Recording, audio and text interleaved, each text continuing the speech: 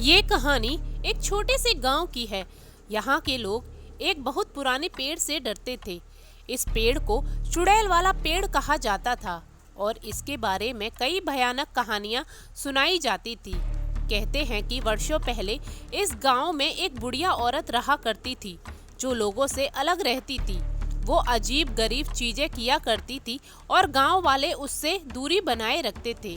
गांव के लोगों ने उसे चुड़ैल कहकर पुकारना शुरू कर दिया था। एक दिन गांव वालों ने उसे पेड़ से लटका कर मार दिया क्योंकि उन्हें लगा कि वो गांव पर बुरी नजर डाल रही है और वो औरत की मौत हो गई। गांव के लोग उसकी आत्मा से डर रहे थे। रात में कई लोगों ने उस पेड़ के पास एक महिला का साया देखा जो हवा में झूलती रहती थी। उसकी लंबे बाल, उलझे हुए कपड़े और चमकती आंखें लोगों को सहमा देती थी। गांव वाले कहते कि उस चुड़ैल की आत्मा अब भी उस पेड़ पर रहती है और जो भी रात को उस पेड़ के पास जाता है वह कभी वापस नहीं आता।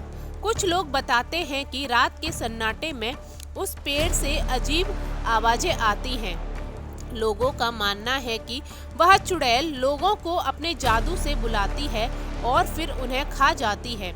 इसलिए गांव वाले अब उस पेड़ के पास जाने से डरते हैं और बच्चे वहां जाने की गलती नहीं करते हैं।